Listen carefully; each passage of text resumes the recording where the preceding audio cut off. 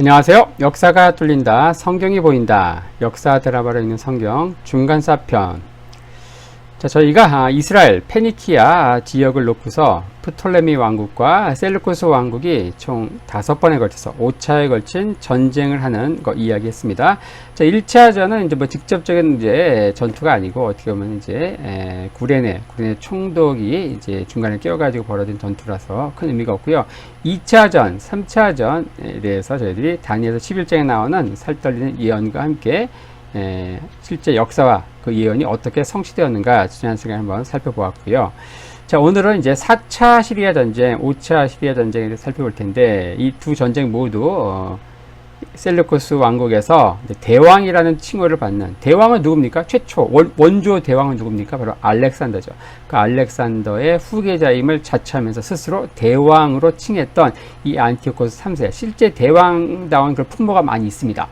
이 사람에 의해서 4차전, 5차전 벌어지고요. 특히 5차전에서 4차전은 패배하고 5차전에서 승리하면서 바로 이스라엘 페니키아 지역이 100여 년간의 이 프톨레미의 통치를 벗어나서 셀루코스의 영역으로 떨어집니다. 바로 주전 198년에 있었던 바니아스 전투, 몇 차례 얘기했죠.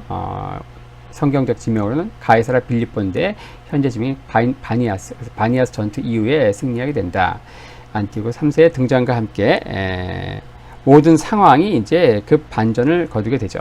자, 이 사람이 등장하면서 연전연승하면서 이제 소아시아에서 인도에 이르는 광대한 영토의 통치권을 갖게 됩니다. 그리고 그는 스스로를 대왕으로 이때부터 자처하게 되죠. 우리가 뭐 이미 말씀드린 대로 알렉산더가 죽고 나서 그를 따르던 4명의 장군들이 제국을 천하 4분지계로 나누게 되는데, 언뜻 볼 때 우리가 셀루쿠스 왕국이 할당받은 땅 엄청나게 넓잖아요. 엄청나게 넓습니다. 엄청나게 넓어요. 여러분들이 아마 이 지도만 보면은 아마도 이 셀루쿠스 왕국을 제일 부러워할지 모르겠습니다. 하지만 이 4개의 왕국 가운데서 가장 먼저 치고 나갔던 국가는 어디냐? 바로 이 프톨레미 왕국입니다. 이 프톨레미 왕국은 시조인 프톨레미 1세가 물론 굉장히 성군이기도 했지만, 이 이집트 자체가 굉장히 토양이 좋고 고대 근동세계에서 최고의 곡창지였고, 더 나아가서 이집트 이 지역은 이집트 단일 민족입니다. 굉장히 통치가 수월했다. 하지만 중요한 게 있습니다. 여기는 땅덩어리만 넓었지 온갖 정말 이루 헤아릴 수 없는 수많은 잡족들이 다 섞여 있기 때문에 끊임없는 반란. 그러니까 할당은 받았지만 실제 지금 보시는 이 영토를 전부 셀루코스 영토로 만든 사람이 누구냐? 바로 지금 우리가 다루고 있는 안티오코스 3세입니다. 역시 대왕이라는 칭호를 들을만 하겠죠. 예. 자, 그는 이제 먼저 뭘 하느냐? 호적수인 프톨레미와 결투를 하죠. 2번 합니다. 자, 1차전은 라피아 전투라고 하는데, 거기에서 이제 좀 패배를 하고, 하지만 2차전에서는 이제 승리를 하게 된다. 그게 바로 바니아스 전투, 성경의 가이사라 빌립보 전투라고 했습니다. 그게 바로 역사적인 주전 198년 승리하면서 오랜 수건 사업이었던 페니키아 이스라엘 영토를 수복하게 되죠. 이 전투 때 유대인들은 어떻게 하는가? 무장 걸기를 하면서 예루살렘에 있는 프톨레미 수비대를 공격함으로써 안티오코스 3세를 측면 지원합니다. 나중에 승리한 이후에 안티오코스 3세는 유대인들에게 엄청난 특혜 조치를 이제 베풀게 되는데, 그 대표적인 게 뭐냐? 전 세계에 흩어진 유대인 난민들이 귀환할 수 있도록 돕고, 또 유대인 포로들을 전부 무상 석방을 해줬고요. 그리고 오랜 전쟁으로 인해서 피폐해진 예루살렘 도성의 회복을 위해서 3년간 면세 혜택을 줍니다. 더 나아가서 제사장들에게는 면세 혜택을 주고요. 이게 점차적으로 나중에 서기관에게까지 확대 적용하게 된다. 더 나아가서 성벽 재건과 성전 제2의 금전적인 지원을 하게 되죠. 그리고 유대인 자치를 확장시키고 율법에 금지된 음식물을 예루살렘에 반입하는 것을 금하고, 또 성전 안으로 이방인들의 출입을 엄금하는, 그러니까 어떻게 보면 유대인들이 정말 좋아하는 정책들을 전부 해준 거예요. 그래서 당시 유대인들은 이 안티오코스 3세를 두고서 뭐라고 하는가? 다윗 왕이 이방인의 모습으로 환생한 게 아닌가 할 정도로 이렇게 열렬히 환호했습니다. 또는 뭐 고레스가 현현한 게 아닌가, 유대인들에게 바로 어떻습니까? 바벨론 유수에 있는 이들을 다시 고국으로 돌아갈 수 있도록 도와준 고레스 칙령, 고레스가 현현한 게 아닌가, 아니면 다윗 왕이 이방인의 모습으로 환생한 게 아닌가, 이렇게 열렬히 환호했다는 거죠. 하지만 어떻습니까? 이 안티오코 3세가 유대인들에게 베푼 어떻게 보면 남발한 이 엄청난 특혜 조치들은 그리 오래가지 못합니다. 이것은 안티오코 3세가 변심해서 그런 것이 아니고 당시 국제 정세가 그렇게 몰아갈 수밖에 없었다. 우리 이때부터 떠오르는 로마에 대해서 좀 주목을 할 필요가 있는데요. 로마의 부상, 이 부상한 로마와 이제 한판 붙다가 결국 이 안티오코 3세가 완전히 박살납니다. 박살나서 유대인들에게 베풀었던 이 특혜 조치 다 폐기 처분되는 것이죠. 자, 바니아스 전투가 있었던 이제 주전 198년. 자, 이 전투에서 승리하면서 셀루코스 왕국은 수건 사업인 이스라엘 페니키아 지역을 수복했다. 그리고 할당받아서 그 드넓은 광활한 영토를 제국을 다 이제 차지하게 되는데, 자, 이때를 정점으로 해서 이제 어떻습니까? 셀루코스 왕국의 전성기가 쫙 피크를 찍는데, 하지만 8년 후인 주전 190년 로마와 진검승부를 하게 되죠. 그게 바로 마그네시아 전투라고 하는데, 마그네시아 전투. 자, 바니아스 전투에서 로마와 한판 붙는 마그네시아 전투가 벌어지는 주전 190년까지 시간, 8년의 시간, 여기에 우리는 좀 주목할 필요가 있습니다. 자, 말씀드린 대로 이즈음 서방에서는 굉장히 불길한 먹구름이 몰려오고 있었고요. 그 진원지가 바로 로마였다. 우리 이때부터 눈을 크게 뜨고 로마에 관심을 가져야 하는데, 대체적으로 로마는 성경학도들이 언제 관심을 갖느냐? 바로 신약시대에 가서 관심 갖는데, 그때 가서 이미 늦은 감이 있다는 겁니다. 자, 이 바니아스 전투에서 마그네시아 전투가 벌어진 8년에 우리는 주목할 것이고요. 바로 이 시간은 바로 헬레니즘 시대의 굉장히 중요한 변곡점, 터닝 포인트가 됩니다. 흔히 헬레니즘 시대는 알렉산더가 페르시아를 완전히 괴멸시키는 최종전 가우가멜로 전투가 벌어진 주전 331년부터 마지막 남은 이제 헬라 왕국인 프톨레미, 거기에 마지막 왕이 누굽니까? 그 유명한 클레오파트라죠. 그 클레오파트라를 깨부순 사람이 누구예요? 옥타비아누스죠. 그리고 나서 옥타비아누스가 로마의 황제가 됩니다. 그 전투, 클레오파트라를 옥타비아누스가 깨부순 그 전투가 바로 악티움 해전이죠. 악티움 해전. 그게 바로 주전 31년입니다. 바로 이 헬레니즘 시대는 흔히 300년, 바로 가우가멜라 전투가 벌어진 331년 주전부터 악티움 해전이 벌어진 이제 주전 31년까지 300년의 시간을 이야기하는데, 우리가 지금 다루려고 하는 이 주전 198년에서 190년, 특히 마그네스 전투에서 셀루코스 왕국이 로마에 완전히 박살나는 이때를 기점으로 헬레니즘 시대는 완전히 쇠퇴기, 엄밀한 의미에서 로마 제국 시대의 시작은 바로 주전 190년 마그네시아 전투 시작, 이때부터 로마 제국 시대가 펼쳐진다, 이렇게 볼 수 있다는 겁니다. 자, 우리 흔히 헬레니즘 시대는 알렉산더의 질풍노도와 같은 세계 정복, 그리고 그의 갑작스러운 죽음, 이후 벌어진 후계자들의 권력 다툼을 특징으로 하죠. 하지만 이 즈음 서방에서 차곡차곡 힘을 비축하면서 장차 지중해 세계의 패자로 부상할 로마에 주목한다면, 이 프톨레미 왕국과 셀루코스 왕국 양국 간에 총 5차례에 걸쳐 벌어진 권력 다툼, 너 죽고 나 죽기와 같은 이 전투는 거의 자멸 수준의 내란임을 알게 됩니다.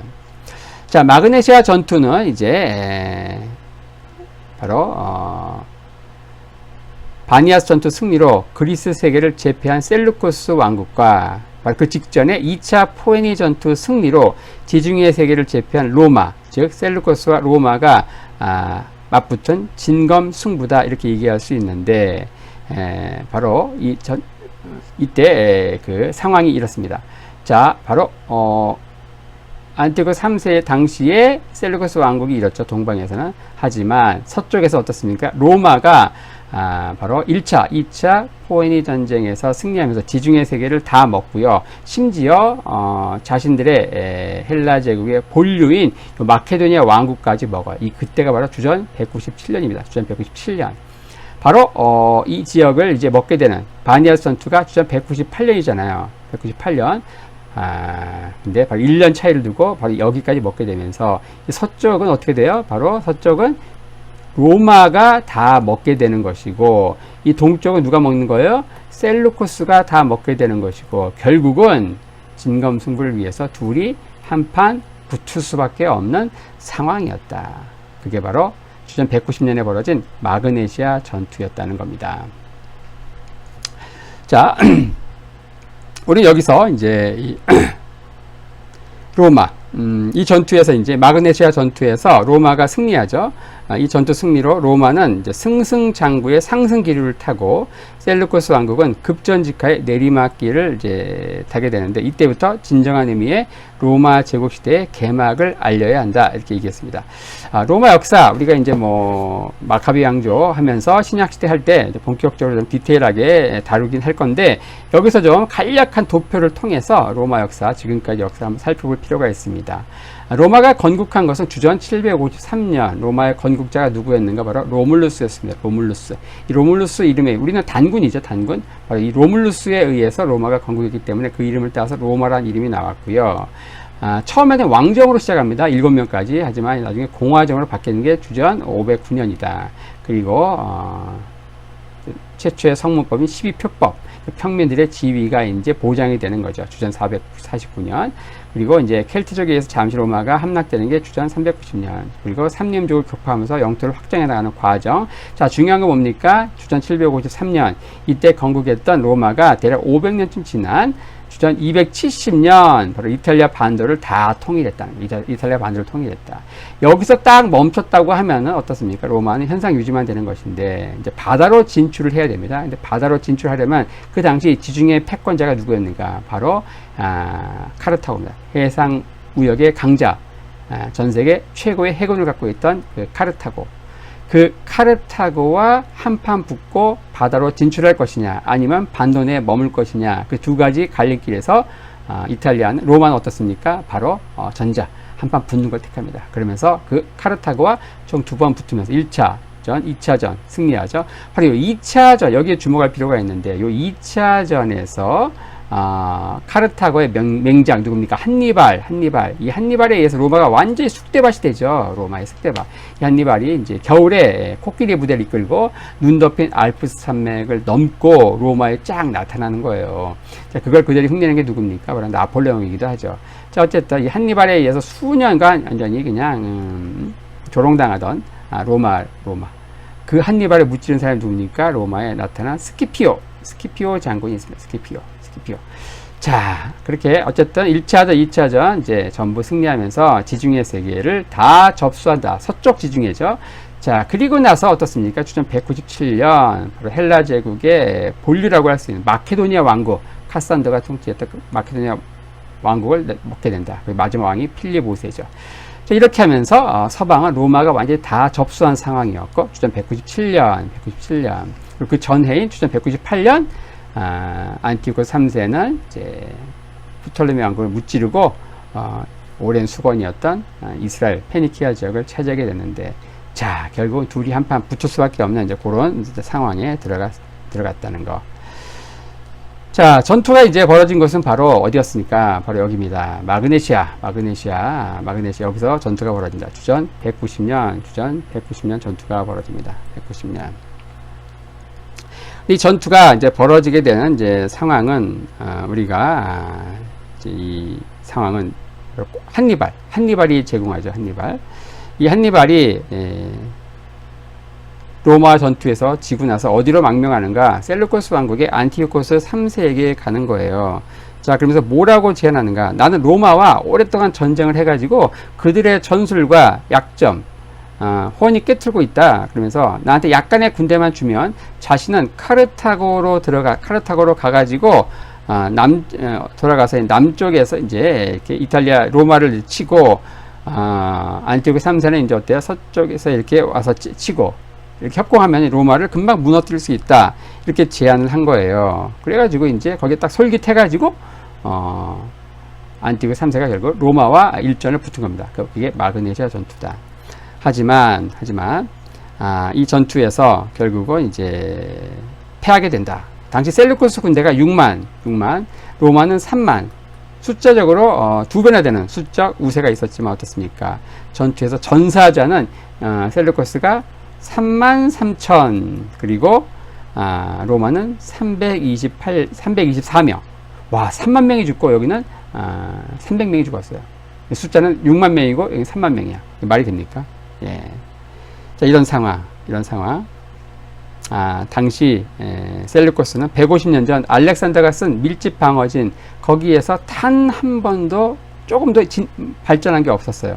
하지만 로마는 어땠는가? 로마는 그리스 역사가인 폴리비우스라는 사람은 당시 로마의 상태를 이렇게 얘기합니다. 카르타고와 기나긴 전투를 거치면서 특히 한니발에게 계속 당하면서 어떻게 됩니까? 그걸 이기기 위해서 효율적이고 정교하게 이를 데 없는 전쟁 기계와도 흡사한 무적의 군대로 탈바꿈했다. 이렇게 얘기합니다. 바로 한니발에게 당한 엄청난 그 도전이 바로 로마 제국 탄생이라고 하는 엄청난 응전으로 나타난 케이스가 되는데요. 어쨌든 이 전투에서 패한 이후에 2년 후 마그네시아 전투에서 패하죠. 2년 후 주전 188년 아파메아 평화지역이라는 굉장히 굴욕적인 평화지역을 맺습니다. 자, 여기에서 길리기아 지역을 제외한 소아시아 영토 전체를 포기하고 막강, 이 셀루코스가 자랑하는 막강 코끼리 부대, 그리고 해군 함선 전부 포기하고요. 아들을 포함한 20여 명의 왕족을 인질로 이제 로마에 가져가고, 그 아들 가운데 한 명이 누구였는가? 이제 훗날 안티오쿠스 4세로 등극하는 아들도 이제 이때 인질로 갑니다. 그리고 막대한 전쟁 배상금을 이제 내야 됐죠. 5,000달란트를 냈는데 이게 현 화폐로 계산하면 3천만 달러에 해당한다고 합니다. 그리고 또 조건이 뭐였는가? 한니발을 넘겨라 그랬는데 한니발은 이제 이 조약 직전에 운 좋게 도망갔다고 하네요.